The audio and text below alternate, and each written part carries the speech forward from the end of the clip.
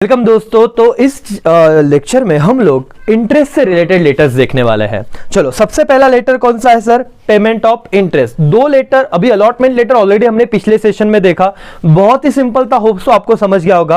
अब जब हम रिटर्न में जो पैसा दे रहे हैं डिबेंचर होल्डर्स को, क्या दे रहे हैं? इंटरेस्ट। शेयर होल्डर्स को क्या दे रहे थे? डिविडेंड। डिबेंचर होल्डर को क्या दे रहे हैं? इंटरेस्ट। तो जब इंटरेस्ट दे दिया तो कंपनी सेक्रेटरी को कैसे कम्युनिकेट करनी है वो बात, किन से? डिबेंचर होल्डर से, वो इन लेटर में दिया हुआ है। हम लोग पहले थियोरी पढ़ेंगे, पेमेंट ऑफ इंटरेस्ट में क्या बातें दी है, इससे कोई ऑब्जेक्टिव का आंसर हमें मिल सकता है क्या, या उस एंगल से इंपॉर्टेंट है क्या, वो पढ़ के हम समझ लेंगे। चलो पढ़ना चालू करते हैं। डिबेंचर कैपिटल इज लोन और borrowed capital of the company. ठीक है, ये तो समझ गया कि डिबेंचर क्या होता है, बोरोड कैपिटल होता है, या लोन कैपिटल भी कह सकते हैं। ओके सर, रिवीजन हो गया। Debenture holder are the creditor and get fix rate of interest as return on their investment in debenture. ये भी सर रिवीजन ही हुआ है। हमको ये भी पता था कि डिबेंचर होल्डर क्रेडिटर होता है, क्रेडिटर होते हैं, एंड उनको रिटर्न में जो मिलता है वो क्या मिलता है? इंटरेस्ट मिलता है। क्या वो फिक्स होता है कि फ्लक्चुएटिंग होता है? Sir fix rate of interest मिलता है, मतलब उसमें कोई चेंज नहीं होगा, राइट? मतलब वो 10 हो सकता है, 12 हो सकता है, 15 हो सकता है, बट हम लोग जैसे होता था ना कि इक्विटी को कभी मिला कभी नहीं मिला, वैसे यहां पे नहीं होगा। ओके सर, यहां तक समझा, ये भी रिवाइज ही हो गया। Interest is a debt. Okay, It does not depend upon the profit। मेरे भाइयों और मेरी बहनों, बहुत इंपॉर्टेंट लाइन था, समझिएगा कि सर डिविडेंड देना ये डिपेंड करता था प्रॉफिट पे।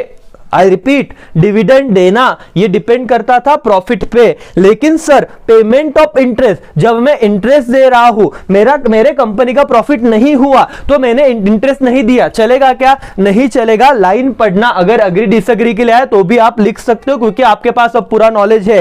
क्या? Interest is a debt, it does not depend upon the profit. Okay, ऐसा अगर सवाल आया कि interest is debt and it also depend on the profit, तो क्या फॉल्स है या ट्रू है? सर 100% फॉल्स है, ये सही नहीं हो सकता। आपका प्रॉफिट, आप गए बाद में, आपकी कंपनी प्रॉफिट होया ना, मैंने आपको पैसा दिया, मेरे को ब्याज चाहिए तो चाहिए। समझ में आ रहा है? Yes sir. तो interest it does not depend upon profit. क्या डिविडेंड होता था क्या? हाँ सर। ओके चलो, company pay interest through interest warrant, underline करना, company pay interest through interest warrant sent along with the letter. और इंटरेस्ट वारंट किसके थ्रू देते? लेटर के साथ वो भेज देते। Okay, this letter contain detail such as, ये जनरल बात चालू होगी अभी कि क्या क्या होता है लेटर में। डिबेंचर नंबर कितने, डिस्टिंक्टिव नंबर, ग्रॉस अमाउंट कितना है इंटरेस्ट का, टीडीएस क्या डिडक्ट करना है क्या, नेट अमाउंट कितना है टीडीएस डिडक्ट होने के बाद, ये सारी बातें। टीडीएस का फुल फॉर्म पता है ना? Tax deducted at source, tax deducted at source. Okay sir. Okay, वापस, board resolution is required for payment of interest on debenture. कौन सा रिजोल्यूशन? स्पेशल जनरल की बोर्ड आ जाएगा एमसीक्यूज और आपको आंसर देना पड़ेगा sir. which resolution is required for the payment of interest on debenture? Option A general resolution, option B special resolution, option C board resolution. Most appropriate answer क्या रहेगा? Board resolution, B R. समझा क्या? Yes sir. The company pay interest through, दो option है, interest warrant and electronically. तो भाइयों और बहनों, क्या यहां तक सारी बातें आपके दिमाग में घुसी क्या? पेमेंट ऑफ इंटरेस्ट तक कुछ नया समझा हमने? Yes sir. पैराग्राफ 1 था, पैराग्राफ 2 था, पैराग्राफ 3 था। ओके, या कौन सा रिजोल्यूशन था? बोर्ड रिजोल्यूशन था। और क्या प्रॉफिट पे डिपेंड है? क्या प्रॉफिट पे डिपेंड नहीं है इंटरेस्ट देना। ओके सर, प्रॉफिट हो या ना हो, आप कोई भी जुगाड़ करो, इंटरेस्ट पे का पेमेंट होना चाहिए। अब चलो, मुद्दा तो समझ गया, अब कुछ एमसीक्यूज आएंगे तो भी हम डील कर लेंगे विदाउट एनी रट्टा, समझाए? क्योंकि आगे इंटरेस्ट ऑन वारंट, अगर आपको इंटरेस्ट वारंट के थ्रू अगर आप पेमेंट करते हो, payment of interest through interest warrant, तो लेटर को कैसे बनाया जाए? सर ये रहा आपके सामने लेटर, वापस वही पुरानी बातें, वही महफिल सजानी है सर, वही चीजें लिखनी हमको। क्या लिखेंगे? सबसे पहले सर कंपनी का नाम, यहां पे रोल्टा इंडिया लिमिटेड लिखा है। मैंने कहा कि आपको कोई भी 2 से 3 कॉमन नाम लर्न कर लेने हैं, 2 से 3 कॉमन एड्रेसेस लर्न करने हैं, तो वहां पे एग्जाम में जाके वापस कंफ्यूजन क्रिएट नहीं करना, क्योंकि कितने लेटर आने वाले, कितना लिखना है? 3 में से कोई भी 2 लेटर, तो 2 कंपनी के एड्रेस कॉमन अपने होने चाहिए। यहां पे हर लेटर में अलग अलग कंपनी दे रहे हैं, क्या आप यहां पे टाइम वेस्ट करोगे क्या बार बार उसी कंपनी का लर्न करके? नहीं, बिल्कुल भी नहीं। आपने अपने हिसाब से कंपनी का नाम डिसाइड करके ही रखा होगा, right? Register office Rolta tower, B wings, Rolta technology park, MIDC Andheri, Mumbai. Sir ये एड्रेस पे जाने नहीं वाले तो इतना लोड मत लेना सर, ये कुछ नंबर गलत लिख दिया। क्या आपके एग्जामिनर जब पेपर चेक करेंगे कुछ घर पे पोस्ट भेजने वाले क्या, या रिजल्ट वहां पे भेजने वाले क्या? नहीं सर, क्यों लोड ले रहे हो? ठीक है। और company identification number, point number, sender का लेटर हो गया डन, मार्क्स मिल गए। Phone number, fax, reference number यहां पे दे दिया, वेबसाइट, ईमेल आईडी, डेट यहां पे दे दी। डेट कितना है? 10 जून है, याद रखना करके। यहां पे इंपॉर्टेंट है डेट में, क्योंकि आपको पता ही अभी क्यों इंपॉर्टेंट है, क्योंकि डेट जो भी आपका कम्युनिकेशन हो रहा है, जो भी मीटिंग्स हो रही है, उसके बाद वाली डेट चाहिए। फिर किसे भेज रहे हो आप? दिया मैम को भेज रहे हो, उनका एड्रेस लिख देना, मीरा रोड वगैरह, मुंबई। ठीक है, चलो ये 4 बॉक्स हो गए sir, as it is common. Subject 5वां बॉक्स था, interest on debenture throughout interest warrant. Okay sir. Dear madam, comma, एक लाइन छोड़ो, लिखना चालू करो। I am directed to inform you that, मुझे डायरेक्ट किया गया, मुझे बोला गया कि आपको इन्फॉर्म करे। The board of director has pass resolution in the board meeting. कौन से मीटिंग? एनुअल जनरल मीटिंग की बोर्ड मीटिंग? बोलो मेरे साथ, इन द बोर्ड मीटिंग। किसने पास किया? बोर्ड ऑफ डायरेक्टर ने। कब वो बोर्ड मीटिंग हुई थी? 5 जून। ये दिख रहा है क्या? 10 जून, मतलब उसके 5 दिन बाद लेटर सेंड कर रहे हैं हम आपको। सर और madam, I am directed to inform you that the board of director has pass resolution in the board meeting held on what 5th June 2019 regarding the payment of interest on your 100। कितने debenture थे? Sir 100। ये sir 100 कैसे आया? आपने लिखा। Sir 200 लिखे, लिखो। 1000 लिखे, लिखो, चलेगा। लेकिन यहां पे अगर आपको ज्यादा कंफ्यूजन नहीं क्रिएट करना तो आपके 100 डिबेंचर पे आपको इंटरेस्ट मिला। अच्छा, वो डिबेंचर का टाइप भी लिखा है सर? हाँ लिखा है। Your 100 10% non convertible debenture of ₹100 each. ये लाइन बहुत ज्यादा इंपॉर्टेंट है, मतलब आपको लर्न तो हो ही जाएगा। I am directed to inform you that board of director ने मीटिंग लिया था 5 जुलाई को वगैरह वगैरह। आपके पास जो 100 डिबेंचर थे उनका टाइप क्या था? 10% non convertible debenture of ₹100 each. समझू? हाँ सर। ओके, आगे। The detail of the payment of interest payable to you are as follow. और ये टेबल, अब टेबल ही कंफ्यूजन होता है ना, बिल्कुल कंफ्यूजन नहीं क्रिएट कर लेने का। सबसे पहले फोलियो नंबर का ये याद रखो, ऊपर भी था सीट 240, सर अपने हिसाब से लिख देना।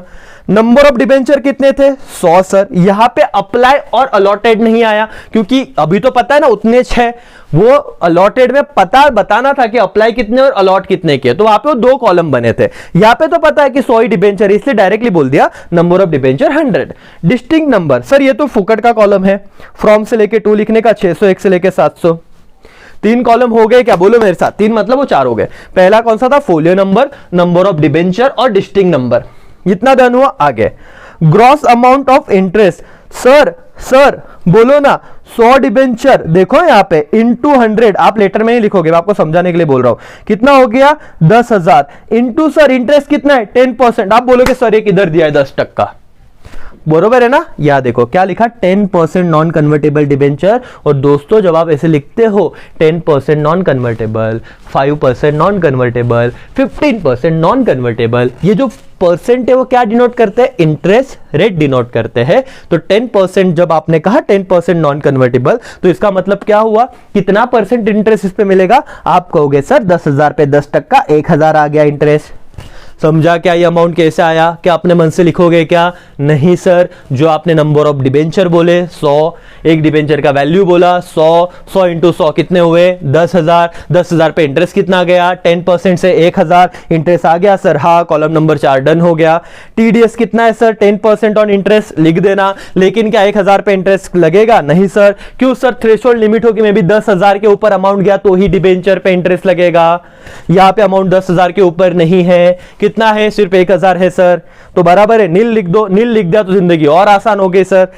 अब नेट अमाउंट कितना था? 1,000, क्योंकि 1000 में से कुछ माइनस हुआ ही नहीं, तो ग्रॉस और नेट सेम ही रहेगा। और interest warrant number IW 9646, interest warrant number आप लिख देना। Okay, the interest warrant enclose herewith, please detach the interest warrant along with the what perforated line. अब प्रेफोर्टेड समझते आपको? देखो ऐसे कट ऐसे लाइन रहती है, देखो आप जब कुछ लेते हो ना ऐसे डॉटेड लाइन रहता है, उसमें अपन फाड़ लेते हैं, इजीली वो फट जाता है करके। समझ में आया? आई होप आपको समझा रहेगा। वापस thanking you your faithfully Rolta India limited, आप अपनी कंपनी का नाम लिखना एंड सिग्नेचर कंपनी सेक्रेटरी जो भी था सुषमा सिमरन है करके, रोक लो, वही नाम मत लिख देना जो ऊपर मैडम का लिखा था। सेक्रेटरी सीएस अलग रहेगा। इंक्लूज क्या किया है? Interest warrant. होप सो आपको ये वाला लेटर समझा रहेगा। डन? क्या आपको समझा? क्या यस सर, हमको समझ गया करके, वेरी गुड। दोस्तों अगर ये लेटर समझा है तो हम तुरंत दूसरे लेटर पे जाते हैं बिना समय गवाए। इलेक्ट्रॉनिक पेमेंट ऑफ इंटरेस्ट, क्या इलेक्ट्रॉनिक पेमेंट ऑफ इंटरेस्ट। अब क्या है सर, सारी बातें सेम रहेगी एक्सेप्ट वो बॉडी का पार्ट छोड़ा तो बाकी सब सेम रहेगा, बराबर कि नहीं। सिर्फ इंटरेस्ट वारंट के थ्रू या इलेक्ट्रॉनिकली उतना देखना है। देखते हैं, चलो क्या है electronic payment of interest, payment through electronic mode, ECS, NEFT वगैरह वगैरह। वापस ये सेम रहेगा। यहां पे कंपनी का नाम बदला है, बालाजी स्टील लिमिटेड, आप अपनी ही कंपनी का नाम लिखना। रजिस्टर ऑफिस, उसका address, CIN number, company identification, phone number common, website common. लेकिन ना यहाँ पे देखना कितना परफेक्ट उन्होंने एक के नीचे एक लिखा हुआ है, तो यहाँ पे इतना से प्रेजेंटेशन का ध्यान रखना आपसे। अमृता दीक्षित मैम 4 और सब्जेक्ट 5वां, payment of interest on debenture electronically through ECS और एनईएफटी। तो ये 5 बातें तो हमेशा, मतलब सब्जेक्ट चेंज हो रहा है लेकिन ये 4 बातें तो हमेशा सेम है। एक ही लर्न करके हर जगह लिखोगे तो भी चलेगा। ठीक है सर, सब्जेक्ट हमने लिखा, dear madam I am instructed by board of director to convey you that, मुझे ये बोर्ड ऑफ डायरेक्टर ने बताया कि मैसेज आपको कन्वे किया जाए। The board has pass resolution in which meeting, board meeting कब हेल्ड हुई थी, 10 मार्च को। डेट याद रखना, 12 मार्च को आपने लेटर सेंड किया, तो उससे पहले ही मीटिंग हुई, बराबर सर। यहां पे मैं वो बार बार आपको बताते रहता हूं करके। ओके सर, फाइनलाइजिंग टू पे इंटरेस्ट कितना percent, 10% on redeemable debenture, 100 each for the year ending 31 मार्च 2019। यहां पे सिर्फ लैंग्वेज उन्होंने चेंज कर दिया। अगर आप same as it is previous letter का लैंग्वेज रखना चाहते हो कि 10% नॉन कन्वर्टेबल डिबेंचर इतना था, 31 मार्च तक आपको इतना इंटरेस्ट लॉट इंटरेस्ट देने का डिसाइड किया है, आप वैसे भी कर सकते हो। समझ में आ रहा है क्या? हाँ सर, लेकिन यहां का language 10% on the redeemable debenture है ना, टाइप से कि नहीं, रिडीमेबल इरिडीमेबल, तो टाइप बताया यहाँ पे। रिडीमेबल डिबेंचर 100, एक डिबेंचर का प्राइस 100 रुपीज था। Okay, your company has compiled with all of the provision relating to payment of interest on debenture. वो डिविडेंड के केस में भी हम लिखते थे कि कंपनी ने सारे लीगल प्रोविजन के साथ अपना डील कर लिया, अब आपको टेंशन लेने की जरूरत नहीं है करके। Very good. Detail of the interest payable are as follow. Column number 1 registration, register number, कौन से रजिस्टर में एंट्री करना किया है करके। नंबर ऑफ डिबेंचर 100, ऊपर ने लिखा लेकिन कॉलम में आप लिख देना 100 थे। डिस्टिंक्टिव नंबर, ये तो लर्न ही हो गया है सर, 601 से लेके 700, 401 से लेके 500 लिखो, किसने मना किया है। 201 से लेके 300 लिखो, किसने मना किया है, तो ये अपने हिसाब से था। ग्रॉस अमाउंट कितना है, 1000। क्यों सर, 100 नंबर ऑफ शेयर है, एक शेयर का प्राइस कितना दिया था 100, तो 10,000 इंटू 10% कितना 1000। टीडीएस नील, नेट अमाउंट कितना आएगा 1000। Interest will be paid electronic transfer by crediting the said interest to your bank account as per detail provided by you to the company. आपने जो डिटेल कंपनी को दी थी, बैंक डिटेल, उस bank में हम लोग क्या कर देंगे, 1000 रुपए हमने क्रेडिट कर दिए हैं। Thanking you your faithfully, company का नाम, सिग्नेचर, जो कंपनी सेक्रेटरी है उसका पूरा नाम, और डन। आपका खुद का नाम लिख देना कंपनी सेक्रेटरी में। तो मैंने कहा ये तो दोस्तों क्या 2 लेटर हो गए क्या, देखो फटाफट लेटर हो गए, मुद्दा समझ है। सिर्फ प्रॉब्लम किसका है, ये जो पार्ट है, इतना कंटेंट है और वो भी डिफिकल्ट नहीं है। अगर आपको लॉजिक दिमाग में बैठ जाता है ना, फिर आप बोलोगे सर आता समझ ले, वो सिर्फ लॉजिक की बात है उतना, फिर तो आप खुद से टेबल और नंबर ऑफ टाइम रिवीजन किया, 2-3 अपने चैप्टर वाइज पेपर हुए, फिर तो खत्म हो जाएगा, बराबर है कि नहीं। यस सर, तो यहां पे लेटर दोनों हमारे पॉइंट खत्म हुए, बराबर। कौन सा लेटर, इंटरेस्ट आपने थ्रू जो डिबेंचर का जो इंटरेस्ट वारंट था उसके थ्रू, और इलेक्ट्रॉनिक पेमेंट, ये दोनों इंटरेस्ट, ये लेटर हमने खत्म किए। इस लेक्चर में हम यहीं पे रुकते हैं, अगले लेटर्स हम अगले लेक्चर में देखेंगे, ठीक है। चलो बाय बाय, टेक केयर, जय हिंद, जय भारत।